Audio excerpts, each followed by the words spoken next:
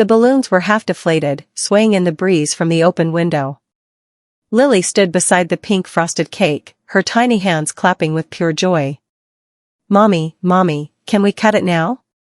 Her voice was music, innocent and bright. I smiled, gripping the knife handle. Then I heard the chair scrape. My sister Amanda stood up first, checking her phone. "Actually, I've got better things to do," she muttered. My stomach dropped. My brother Marcus followed, shrugging. "Yeah, this is kind of boring." One by one, they left. My mother whispered something to my father, and they walked out together without even looking back. Lily's smile faltered. Her little face crumpled with confusion. "Mommy, where's everyone going?" I felt my chest tighten, rage flashing hot through my veins. My name is Jessica Williams, and I could not believe what was happening. My entire family had just abandoned my daughter on her 5th birthday. The room suddenly felt enormous and empty. The decorations I had spent hours hanging mocked me with their cheerfulness. I wanted to scream, to chase after them and demand an explanation. But I couldn't move. I just stood there, frozen, watching the door close behind the last of them. I knelt down to Lily's level, forcing my trembling hands to stay steady. "Sweetie, they're just busy," I lied, my throat tight. Her big brown eyes searched mine, confused and hurt. "But why didn't they say goodbye?" I didn't have an answer that wouldn't break her heart further. Inside, my blood boiled. How could they choose anything over her? Every snub, every dismissive comment, every unkind word they had ever thrown at me came rushing back. This wasn't just about today. This was years of subtle cruelty, years of being treated like I didn't matter.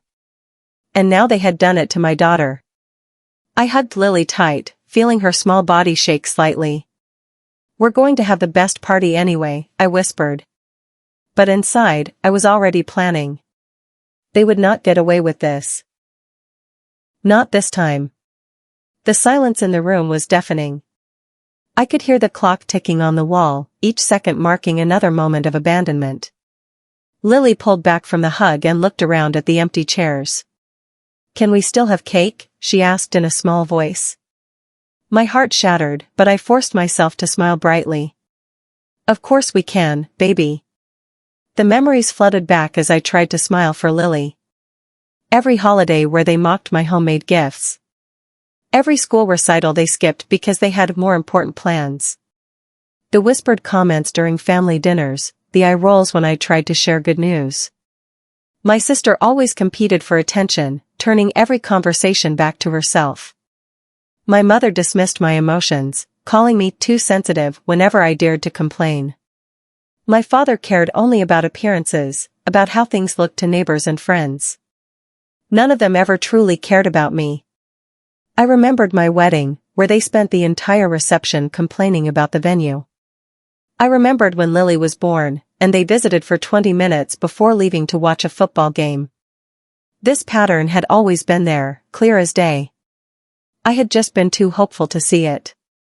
I had made excuses for them for years, telling myself they were just busy or stressed. But the truth was simpler and uglier than that. They were selfish. They had always been selfish, and I had been foolish enough to keep expecting them to change. Now they had hurt my innocent daughter, and something inside me snapped. The hope I'd carried for so long finally died. Tears stung my eyes, but I blinked them away. Lily was watching me, and I refused to let her see me break. I made a choice right then, standing in that room with half-eaten cake and abandoned plates. I would not let them get away with this. Lily deserved better. She deserved a family that showed up, that cared, that celebrated her. Since my blood family couldn't do that, I would build something better. Revenge would not be loud or cruel. It would be smart, methodical, and justified. I would create a life so full of joy and love that their absence would be painfully obvious. I would document every moment they missed, every milestone they ignored. And when the time came, everyone would see exactly who they were. I wiped my hands on my jeans and smiled at Lily. "Let's have cake, baby. Just you and me." We sat together at the table, just the two of us, and I cut the cake with shaking hands. Lily ate her slice slowly, her usual enthusiasm dampened by confusion. I took photos on my phone, capturing this moment for evidence. Evidence of their cruelty, their thoughtlessness. This was the beginning of something new. A new chapter where we would thrive without them. The next morning, I called 3 of Lily's closest friends' parents. I know this is last minute, but would your kids be free next weekend for a small party? I asked, keeping my voice steady. They all said yes immediately, commenting on how sweet Lily was. I organized everything carefully: balloons, games, pizza, goodie bags. This time, there would be no family drama. Just kids laughing and having fun. When Lily found out, her face lit up like fireworks. Really, Mommy? Another party? Her joy reminded me exactly why I needed to act carefully. My family didn't deserve to know how happy we could be without them. I posted nothing online, said nothing to anyone outside our small circle. This was our secret victory, our quiet reclaiming of joy. Watching Lily giggle with her friends the following Saturday, I felt the first spark of justice. They had abandoned her, but she was surrounded by people who truly cared. The other parents were kind and genuine, asking about Lily's interests and complimenting her manners. None of them knew about the disaster from the previous week. This party was about healing, about showing Lily that she was loved and valued. As the afternoon went on, I saw her confidence returning. She laughed freely, played without hesitation. A few days later, I ran into Amanda at the grocery store. She was bragging loudly on her phone about some beach vacation she was planning. When she saw me, she barely acknowledged my presence. "Oh, hey," she said flatly, not even asking about Lily. I smiled politely, nodding. But inside, I was already planning my next move. I found out through a mutual friend that my family was hosting a big barbecue the following month. Everyone would be there: cousins, aunts, uncles. I made sure to schedule a special playdate for Lily that same day, inviting her friends and their parents to a park picnic. Nothing dramatic, nothing loud. Just ensuring that when my family gathered to celebrate themselves, Lily and I would be elsewhere, surrounded by people who actually cared.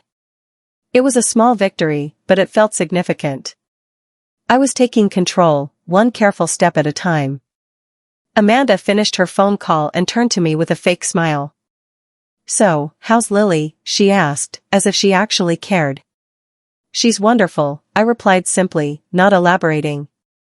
I wouldn't give her the satisfaction of knowing how much pain she'd caused. I pushed my cart past her and continued shopping. She had expected tears or anger, but I gave her nothing. A week after the disaster birthday, I posted a few candid photos of Lily online. Nothing mean-spirited, just joyful moments, her laughing with friends, blowing out candles at the second party, hugging her best friend. The likes poured in. Distant relatives I barely knew commented, "What a beautiful celebration," and "Lily looks so happy." My immediate family saw nothing. They had already ignored the original party, so they ignored these posts too. But I noticed something interesting. Other people started noticing their absence. A cousin messaged me privately, "Where was everyone?" I replied simply, "They had other plans." No drama, no accusations. Just facts. The seed was planted. People were starting to see the pattern, even if they didn't say it out loud. Small victories were accumulating, and I felt a quiet satisfaction building inside me. Each photo I posted was carefully chosen to show genuine happiness, real connection. There were no staged shots or forced smiles. Just authentic moments of joy that my family had chosen to miss. The contrast between these photos and their absence spoke volumes without me saying a word. I watched the comments roll in, each one a tiny validation. Friends from college, neighbors, distant relatives, they all saw the love surrounding Lily. And they noticed who wasn't there. I was at the pharmacy when I overheard my mother on the phone in the next aisle. She didn't know I was there. "Jessica makes everything so dramatic," she complained to whoever was listening. It was just a birthday party. Kids don't even remember those things. My jaw clenched. I gripped my shopping basket tighter, forcing myself to stay silent. Every negative word she said, every dismissive comment, would fuel my careful plan. I wouldn't confront her now. That would give her ammunition, let her paint me as the emotional, unstable daughter she always claimed I was. Instead, I smiled to myself and walked away. Her words were evidence, proof of her mindset. I made a mental note, adding it to the growing list of slights and cruelties. When the time came, every detail would matter. Patience was my weapon now. I finished my shopping and drove home, replaying her words in my mind. The casual cruelty of dismissing a child's feelings was exactly who she was. She genuinely believed that emotions didn't matter, that hurt feelings were inconsequential. This wasn't new information, but hearing it stated so plainly crystallized my resolve. I wouldn't waste energy trying to make her understand. She was incapable of both. Instead, I would focus on protecting Lily and building our independent life. Lily's school held a small recital the following week. The kids sang simple songs, their voices sweet and off-key. I arrived 30 minutes early, claiming a front row seat. My phone was ready to record every second. Lily spotted me and waved enthusiastically, her face glowing. My parents had been invited, Lily had made them special hand-drawn invitations. They didn't show. Later, my mother texted, "Sorry, we had a business lunch we couldn't miss." A business lunch on a Wednesday afternoon. I didn't respond. Instead, I watched as Lily's teacher approached me after the performance. "You're always here," she said warmly. "Lily is so lucky to have such an attentive mom." I smiled, thanking her. That simple comment felt like validation. My presence mattered. Their absence was their own choice, and people were starting to notice. Other parents congratulated me on Lily's performance, making small talk about upcoming school events. I engaged genuinely, building connections with people who valued the same things I did. These were the relationships that mattered, not the toxic ties of blood family. As we walked to the car, Lily held my hand tightly. "Did you like my singing, Mommy?" she asked. "I loved it, baby." "You were perfect," I replied, meaning every word. She didn't mention her grandparents' absence. That night, I started a private journal. Nothing fancy, just a simple notebook where I documented every missed event, every dismissive comment, every instance of neglect. I wasn't being petty, I was being strategic. This was evidence, a clear pattern that anyone could see. I wrote about the birthday party, the recital, the overheard phone call. I included dates, times, and exact quotes when I could remember them. This wasn't about revenge in the traditional sense. It was about protecting Lily and myself, about creating a record that proved we weren't the problem. When the time came, and I knew it would, I would have everything I needed to show the world exactly who my family really was. Writing it all down felt strangely therapeutic, like I was reclaiming my own narrative. For years, they had controlled the story, painting me as oversensitive or difficult whenever I objected to their treatment. Now I was documenting the truth in black and white. Facts didn't lie.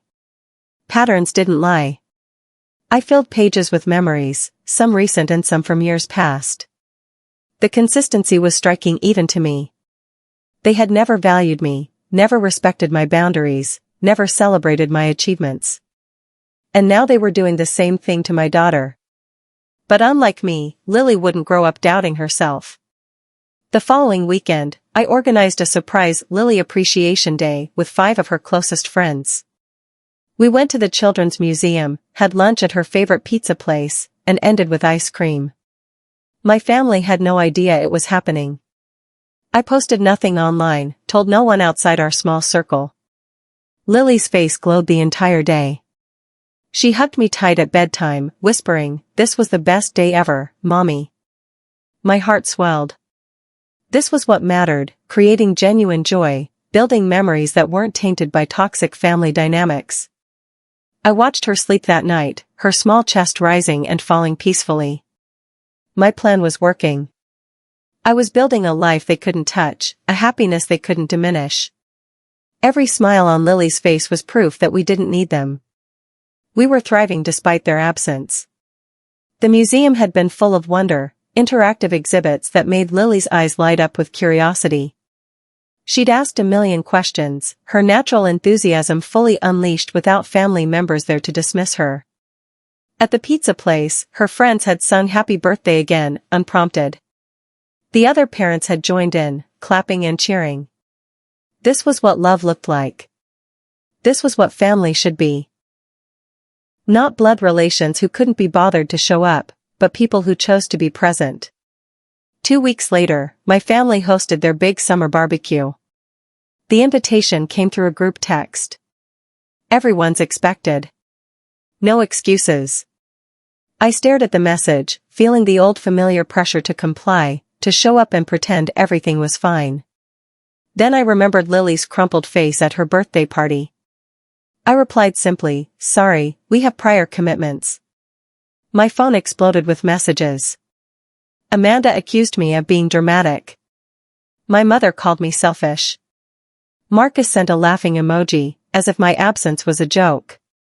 I turned off my phone and took Lily to the park picnic I had planned. We flew kites, ate sandwiches, and laughed with families who actually cared about us. Later, I heard through a cousin that my family complained about my absence the entire barbecue. Good. Let them feel what it's like to be dismissed. The park was beautiful that day, sunshine filtering through the trees and a gentle breeze keeping us cool. Lily ran freely with her friends, their laughter echoing across the grass. One of the mothers brought homemade cookies, another organized relay races for the kids. Everyone contributed something, creating a sense of community and shared joy. This was what gatherings should feel like: relaxed, genuine, fun. Not the tense, performative events my family always hosted. Over coffee with my best friend Nicole, I finally let everything out. "They walked out on her birthday," I said, my voice shaking. "Who does that to a 5-year-old?" Nicole reached across the table, squeezing my hand. "They're awful, Jess. But don't let them steal your happiness." Her words struck something deep inside me. She was right. Revenge didn't need to be cruel or dramatic. It was about creating a life they couldn't touch, building joy they couldn't diminish. I realized then that my plan wasn't really about making them suffer. It was about proving, to myself, to Lily, to everyone, that we were better off without them. That their presence wasn't necessary for our happiness. That their absence was actually a gift, freeing us from their toxicity. I left that coffee shop feeling lighter, more focused. I knew exactly what I needed to do. Nicole had been my friend since college, one of the few people who truly understood my family dynamics. She'd witnessed their treatment of me over the years, had seen how they dismissed my accomplishments and minimized my feelings. "You're not crazy," she said firmly. "You're not overreacting. They're genuinely toxic, and you're doing the right thing by protecting Lily." Those words meant more to me than she could know. For so long, I doubted myself. But Nicole's validation confirmed what I already knew. I hosted a small gathering for Lily's friends' parents the following month. Nothing fancy, just snacks and conversation while the kids played. I carefully scheduled it to overlap with a family reunion my parents were hosting. Several relatives who lived nearby were invited to both events. 3 of them chose mine. They told me later, quietly, that they were tired of the drama and negativity at family events. "Your gathering felt genuine," one aunt said. Everyone was actually happy. I smiled, thanking her. This was exactly what I wanted, to create an alternative, to show people that kindness and authenticity were better than appearances and control. My parents heard about it, of course. My mother called, her voice tight with anger. "You deliberately scheduled that to compete with our reunion." I stayed calm. "No, Mom. I just wanted Lily to have fun with her friends." Click. She hung up. Another small victory. The gathering had been spontaneous and warm, with parents sharing parenting stories and kids playing cooperatively in the backyard. We'd ordered pizza and set up a simple craft station where the kids decorated picture frames. There were no rigid schedules, no performances, no expectations beyond simple kindness and respect. Several parents mentioned how refreshing it was, how relaxed they felt. One dad joked that he usually dreaded family events. I realized I was building something real. Photos from Lily's museum day started circulating among distant relatives through social media tags. Lily laughing, Lily holding hands with friends, Lily's bright smile. The comments poured in. Such a sweet girl. You're an amazing mom, Jessica. Wish we could have been there. My immediate family saw them eventually. I knew because Amanda posted a vague status about people who use their kids for attention. I didn't respond. But I noticed something else. My mother liked several of the photos, then unliked them. My father commented, then deleted it. They were starting to feel something. Regret, maybe. Or shame. Either way, their absence was becoming visible to everyone. People were noticing the pattern. Several cousins messaged me privately, asking why my parents and siblings were never in any photos. I replied simply, they're usually busy. The truth spoke for itself. I didn't need to elaborate or explain. The photos told a story more powerful than any words could, a story of a happy child, a devoted mother, and a conspicuous absence of immediate family. The contrast was stark and undeniable. Some relatives started connecting the dots, remembering previous events where my family had been absent or dismissive. Conversations began happening in private messages and phone calls.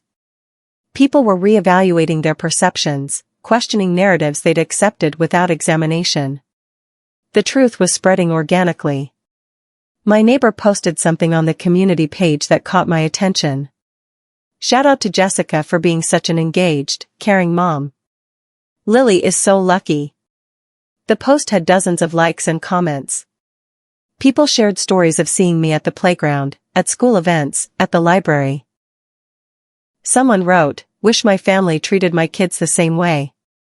My family saw it, I know they did because my mother called that evening. People are talking, she said tightly. You're making us look bad. I almost laughed. I'm not making you look any way, Mom. I'm just being a good parent. She sputtered, searching for a response. Well, people are getting the wrong impression. I stayed calm. What impression is that? Silence. She hung up without answering. The public recognition was subtle but effective. People were seeing the truth without me saying a word. The neighbor's post had sparked a genuine conversation about parental involvement and family dynamics. Other parents shared their own struggles with extended family, creating a thread of mutual support and understanding. I contributed nothing to the conversation, but my name kept coming up as a positive example. It was validating and empowering to be recognized for something I did naturally, loving my daughter. My family's absence was noticeable precisely because my presence was so consistent. I showed up, participated, engaged. They didn't. That simple fact spoke louder than any accusation. My family invited me to a dinner the following week. We need to talk, my father's text read. I already had plans, a movie night with Lily and Nicole's family. I declined politely, watching the group chat explode with frustration. You're avoiding us, Amanda accused. You're being childish, Marcus added. My mother sent a long message about family obligations and respect. I put my phone down and enjoyed the movie. Lily laughed at all the funny parts, snuggled against me, completely content. Later, Nicole whispered, they hate that you're not playing their games anymore. She was right. For years, I had shown up, tried to please them, bent myself into shapes to earn their approval. Now I was living independently of their demands, and they couldn't stand it. The power dynamic had shifted, and they were scrambling to regain control. But I wasn't giving it back. The movie was an animated film about friendship and courage, themes that resonated deeply with our current situation. Lily was transfixed, completely absorbed in the story. During the emotional climax, she reached for my hand and held it tightly. Afterward, we discussed the characters and their choices, and I saw her processing lessons about loyalty. These were the moments that mattered, teaching my daughter through example and experience. My family wanted to talk, but they really wanted to lecture and control. I was done with that dynamic. 6 months after the birthday disaster, I organized what I called Lily's real birthday party. I invited neighbors, school friends, their parents, and a few genuine relatives. We rented a small party room at the community center, decorated with rainbows and unicorns, Lily's current obsessions. The turnout was incredible. 20 kids running around, laughing, playing games. Parents chatting warmly, complimenting the organization and thoughtfulness. Lily was radiant, surrounded by people who truly cared about her. I took photos and videos, capturing every joyful moment. The contrast to my family's betrayal 6 months earlier was stark and painful. But it was also proof that we had built something beautiful without them. When Lily blew out her candles, I saw pure happiness on her face. This was justice, quiet and complete. We didn't need them. We never had. The party room was perfect, spacious enough for energetic kids but cozy enough to feel intimate. We played musical chairs, pinned the horn on the unicorn, and had a treasure hunt that sent kids scrambling. The birthday cake was rainbow layered inside, each slice revealing colorful stripes that made the kids gasp with delight. Parents helped supervise games, chatted about schools and summer plans. Several mentioned how well organized everything was, how happy Lily seemed. One mother pulled me aside and said, "This is what children's parties should be." I agreed completely. Amanda tried to guilt-trip me a week later. "You're tearing this family apart," she texted. "All because you can't handle a little disappointment." I stared at the message, feeling the old familiar anger rise. But I pushed it down, responding calmly instead. Lily had a wonderful birthday with people who care about her. That's all that matters. She fired back immediately. "You're so dramatic." It was just one party. I didn't respond. Her flustered reaction showed me everything I needed to know. She couldn't control the narrative anymore. I had taken that power away simply by refusing to engage with her manipulation. Later, my mother called, trying a softer approach. "We miss you," she said sweetly. "Can't we just move past this?" I almost believed her. Almost. Then I remembered Lily's face, crumpling with hurt. "No, Mom. We can't." I hung up, feeling stronger than ever. Amanda sent 3 more texts that I didn't open. My mother tried calling twice more, leaving voicemails that oscillated between apologies and accusations. I deleted them without listening fully. Their attempts to regain control were transparent and predictable. They wanted things back the way they were, me available for their convenience, tolerating their disrespect. But that version of me was gone. I had evolved past the need for their approval. Lily and I were building something new, something healthier. Their inability to acknowledge wrongdoing made reconciliation impossible. An unexpected message came from my cousin Tyler. We hadn't talked in years. "Hey, I've been watching from the sidelines," he wrote. "I always hated how Mom and Amanda treated you. They're bullies, honestly." I stared at the screen, shocked. Someone from inside the family was acknowledging the truth. We talked on the phone for an hour. He shared his own stories of being dismissed and controlled. "They do it to everyone," he said. "You're just the first one to stand up." His words validated everything I'd been feeling. I wasn't crazy or oversensitive. The patterns were real. Tyler promised to stay in touch, to support me however he could. This was a turning point. My family's hypocrisy was being exposed from within. Their carefully maintained image was cracking, and people were seeing the truth underneath. I felt vindicated, understood. I wasn't alone anymore. Tyler explained that he'd distanced himself years ago, moving across the country partly to escape the toxic dynamics. He'd watched from afar as I struggled with the same issues, wanting to reach out but uncertain how. When I saw what they did at Lily's birthday, I couldn't stay silent anymore, he said. That was cruel even for them. We made plans to visit each other, to let Lily meet her cousin who actually cared. Tyler had kids of his own, and he suggested a joint family vacation. I continued documenting everything in my journal. Every missed event, every dismissive comment, every attempt at manipulation. This was my moral high ground, nothing illegal, nothing cruel, just undeniable truth.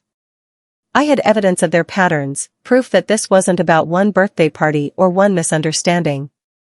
It was about years of systematic neglect and emotional abuse. I kept screenshots of texts, saved voicemails, noted dates and times. Not because I wanted to hurt them, but because I knew eventually they would try to rewrite history. They would claim I was overreacting, making things up, being dramatic. But I had proof. Cold, factual, indisputable proof. When the time came, if it came, I would be ready. For now, I simply continued building our beautiful life, one careful step at a time. The journal had become a therapeutic ritual.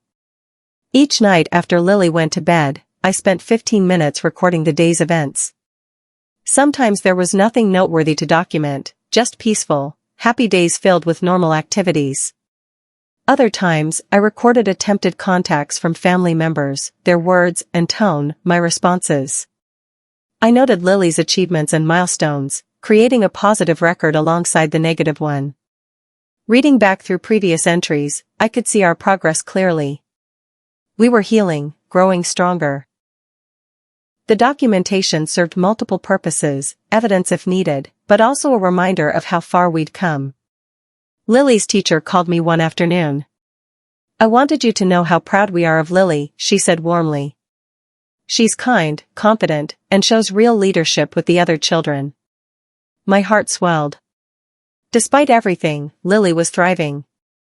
My parents attended the next school event, their first in months. They sat in the back, whispering to each other. Lily barely noticed them. When the event ended, they approached me stiffly. She's doing well, my father said awkwardly. Yes, she is, I replied calmly. They waited for more, perhaps expecting me to invite them back into our lives. I said nothing. The silence stretched uncomfortably. Finally, they left, looking confused and frustrated. I watched them go, feeling a quiet satisfaction. They were always a step behind now, scrambling to catch up to a life they had willingly abandoned. The power was mine. The teacher had specifically mentioned instances of Lily helping younger students, sharing supplies without being asked, and mediating small disputes with wisdom beyond her years. Whatever you're doing at home, keep doing it, she'd said. Lily's emotional intelligence is remarkable. I knew exactly what I was doing, modeling healthy boundaries, demonstrating self-respect, showing her through actions that people who don't value you don't deserve access. These weren't lessons I was teaching explicitly, but Lily absorbed them through observation. She was learning that love meant showing up. At a casual family dinner months later, one I attended only because Tyler begged me to, I decided it was time. My family sat around the table, pretending everything was fine. I waited until dessert, then spoke calmly. I want to talk about Lily's birthday. The table went silent. You all walked out on a 5-year-old child, I continued, my voice steady. You didn't apologize. You didn't even acknowledge it. My mother started to interrupt, but I held up my hand. I'm not angry anymore. I'm just done. I stood up, gathering my things. Lily and I are fine. We've built a life surrounded by people who actually care. You're welcome to be part of it, but only if you can treat us with respect. I walked out, head high. Behind me, I heard stunned silence. It felt powerful, speaking my truth without anger or drama. Just facts, delivered calmly. Justice. Tyler followed me out, giving me a quick hug before I left. That was brave, he whispered. Inside, I could hear raised voices starting, family members arguing about what had just happened. I didn't care anymore. I'd said what needed to be said, drawn the boundary clearly. Whether they chose to respect it was up to them, but their choice wouldn't affect my peace. I drove home feeling lighter than I had in years. The weight of their expectations had lifted completely. Word spread quickly after that dinner. Tyler told me later that several relatives called my parents, asking what happened at Lily's birthday. The truth came out, not from me, but from their own guilty consciences and the questions of others. Relatives who had seen my social media posts, who had noticed the pattern of absence, started connecting the dots.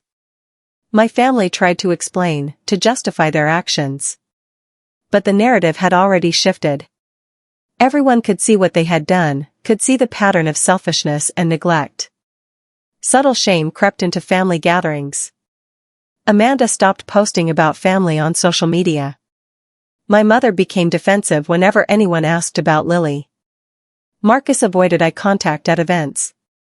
They realized, slowly, that their actions had consequences.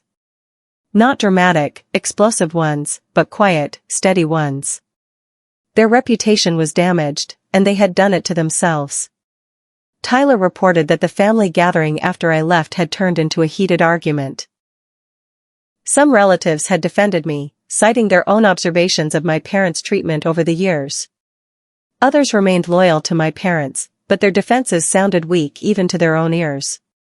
The family was fracturing along lines of honesty versus enablement. Those who valued authenticity sided with me, those who preferred comfortable lies sided with my parents. I didn't gloat about this division. It saddened me, actually. But I recognized it was necessary. Truth has a way of forcing people to choose sides. A year after the birthday disaster, I threw the first annual Lily Appreciation Day. 20 kids, their families, neighbors, genuine relatives. We rented a park pavilion, set up games, grilled food, and celebrated everything wonderful about my daughter. My family wasn't invited. They heard about it through social media, saw the photos of Lily laughing and surrounded by love. My mother called, her voice small. "Can we talk?" she asked. "Maybe," I replied. "But only if you're ready to truly change." She didn't answer. The event became a tradition, happening every year. Lily grew up knowing she was cherished, celebrated, and valued. My family remained on the sidelines, watching from a distance. Some of them eventually apologized, slowly rebuilding trust. Others never did. But it didn't matter anymore. I had won, not through cruelty or revenge, but by creating something beautiful. Justice wasn't about making them suffer. It was about building a life of joy and respect for my daughter, while they faced the natural consequences of their own choices. We were victorious, calm, and proud. And we had done it all ourselves.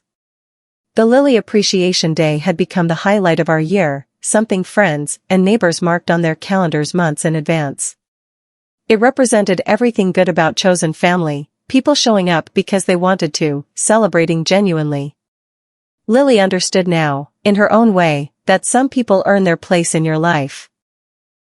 She never asked about her grandparents or aunt and uncle anymore. She had everything she needed.